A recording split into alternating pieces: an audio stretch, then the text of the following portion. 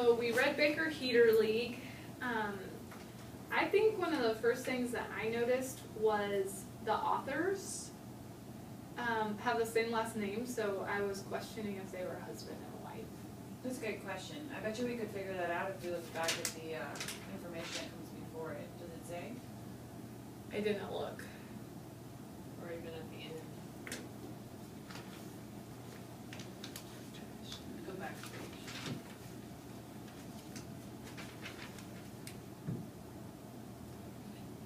As a writing team, Patricia C. McKissick and her husband Frederick usually have 4 or 5 books in progress at any time. That's on page 5. So it is her husband. Oh, wow. Good call.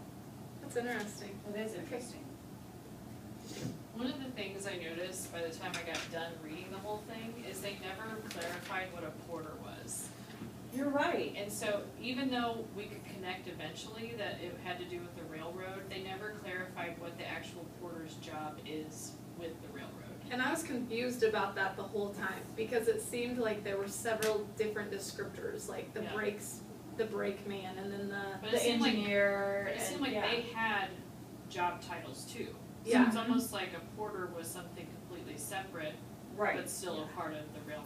And I made a note on page 9, like it said something about taking the edge off of being away from home, so I made an inference that porters traveled for a living, which was supported by the pictures of them with all the suitcases on page 9. that reminded me of the military. Yeah, it That's did, what I was especially with the thinking. uniforms. But in going off of what you noted, I put a note on here about why did they have to be away from family?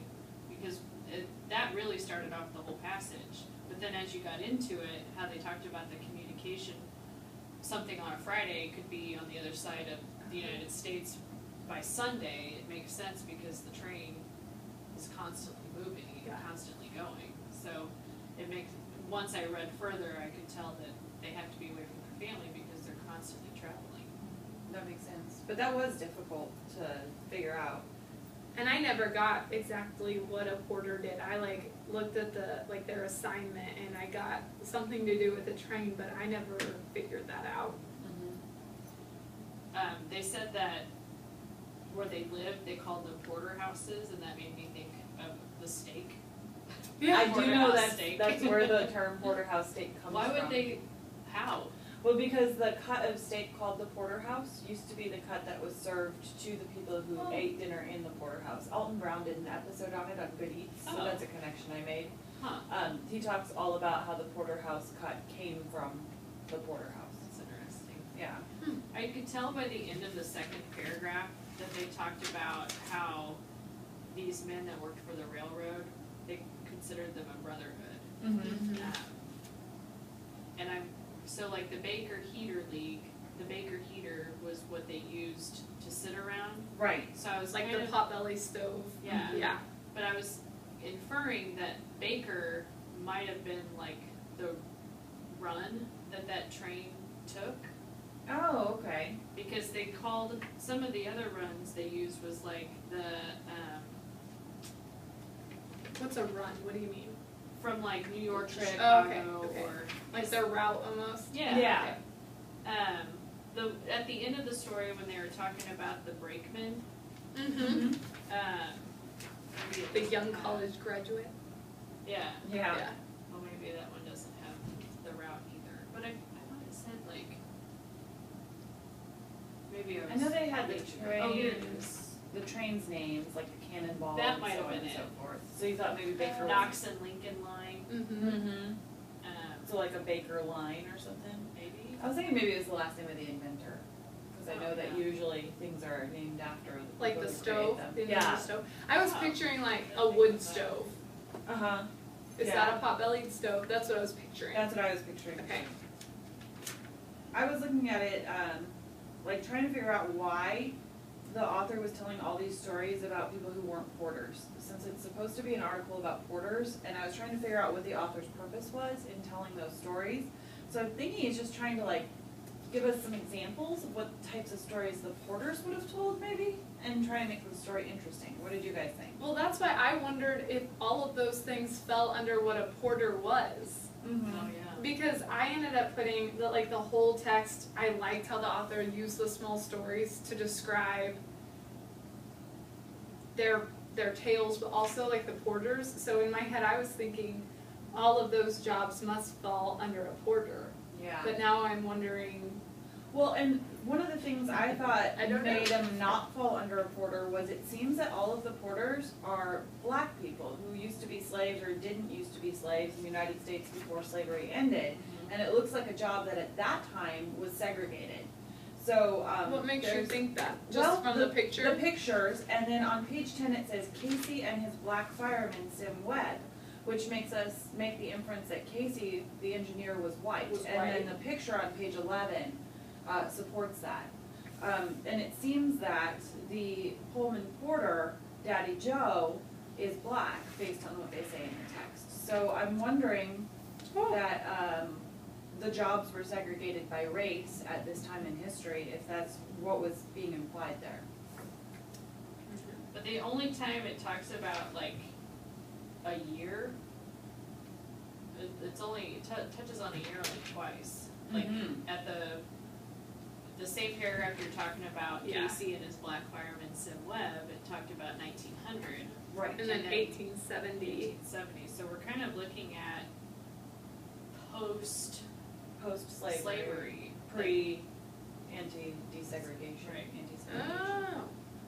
So it's still like, they have their freedom and they're trying to find jobs. Right. And so that made me wonder if porters were a job that was done only by black people at that time of segregation, whereas the engineers and the other, like the steel drivers, could have been done by maybe people from different races. I know race is socially constructed, but at the time they were segregated. I thought it was interesting, going back to Casey Jones, part of the legend that they talked about, how he stayed on the train and ended up, it cost his life, but it saved many others. It made me wonder, did he have to stay on the train to save all the other lives? Or was that kind of like a flash decision? Right. Like, I'm gonna go down a hero. I mean, Yeah. it never, Well, and you have to wonder how much truth there is to all of the stories anyway, because they've been retold so many times around the Baker heater, and it's like a game of telephone, like. Yeah. I it thought starts- all of them I wrote that. exaggerated. Right. I wrote that at the very end, similar to telephone. Right. Oh, good. Yeah. So we made the same connection. Good. Yeah, because it talks about like the Babe and the Big Blue Ox kind of stories of Paul Bunyan too, which are clearly based in fact but exaggerated. So that would make sense. And then Daddy Joe.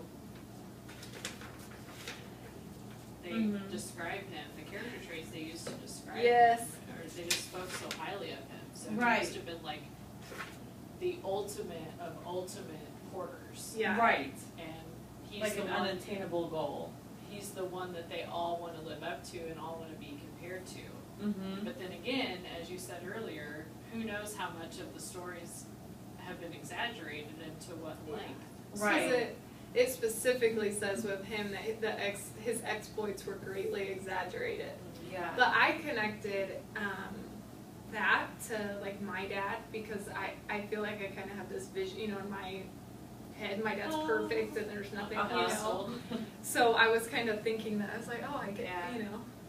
I liked how they said, and I have a print off, so my page numbers are different than yours, but there was a part that said, speaking about Daddy Joe, he represented the qualities they valued, unquestionable loyalty and dedication to the job. Which, if you think back to the character traits that they used when they first started describing him, it all still is all well and good. So, I thought it was interesting that they described Daddy Joe as masterfully doing things and that he was burdened down with silver and gold. It was like a complete contrast of the idea of the freed slave or the person with no power, whereas they were building up Daddy Joe as this character who was masterful and had lots of money and lots of influence and lots of power. So I thought the author used those words very specifically to show like the type of model the porters wanted for themselves there. Well, and just the word burdened. Yeah. Like, oh, I have too much money. yeah. Oh my like, gosh. And It's I so was like, hard. this is negative. Life is rough with all of this cash. Yeah. I was amused by the Brakeman story, the young college graduate, because I read it the first time and I was like, what? Like it seemed like there was humor in it that I missed, so I had to go back and reread it. Uh-huh. And I was like, oh, he had the brake on when the engineer was trying to go. Well, especially when they ended it with thigh-slapping laughter. I'm like, I don't get it. Me It's neither. not funny. Well, then I That thought makes about, me feel better, because I I thought was like, about, like, as a reader, it's funny, but you have to reread because you almost don't get it. But then when you do get it, you feel like you're a part of the club. You know what I mean? So I was wondering if the writer, like, inserted that story to try and make us feel like we were sitting That's a around the good baker point. heater, like we were part of the Pullman Porters Club. Like, when we got it, we'd be like, oh, I get these guys. You because know what it I mean? was like the only one that left room for an inference. Like the rest Right. of them were pretty straightforward, except for, was it Casey Casey Jones? Jones. That it's like, why did he have to stay on so many? Mm-hmm. Well, even like when you're sitting in and someone else is telling a joke and everyone around you's laughing and you're kind of like, I it's don't that get it. uncomfortable, Yeah. like, maybe somebody will explain it to me later. But we were fortunate enough to be able to go back and reread it to try to get it. But I didn't even think about it as the author trying to bring us into that brotherhood too. Yeah, that's kind of how I read it when I was thinking about it through the lens of a writer rather than the lens of the reader. I thought that last sentence or two on page 13, but each teller added or subtracted something until the tell was his own, that we were talking about the telephone idea. I think that was the real like takeaway that the writer wanted us to get about what the Baker Heater League was. It was like this giant game of telephone being played out coast to coast on trains by these porters. I thought it was interesting, going back all the way to the beginning, how they said like something that happened on a Friday could be there by a Sunday, from stories to a girl's phone number. Uh-huh. I do too. Wouldn't you hate to be that girl that you're just Poor getting like girl. random phone? Hey, I got your number from Casey Jones, who got your number from. Well, because Okay, it oh started gosh. so the examples were like political news, a good joke, stuff. So I was like, yeah. And I was like, a girl's phone number. I thought the same thing. It caught my attention. Is she gonna get on the train and go visit, or what? Well, and I think it's really interesting too how it highlights the changes in society since the early 1900s and late 1800s. Because if you wanted to share a girl's phone number now, like you could have most of the world see it within 30 seconds. So I thought that was an interesting comparison to make to modern society. Okay, anything else you guys thought about that we didn't have a chance to? I wish Porter was clarified. I do too.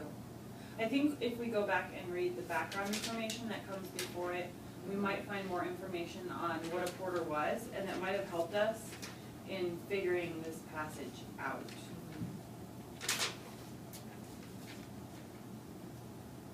I think it's interesting how different some of the way we interpreted some of the things. Yeah. And I feel like I understand it better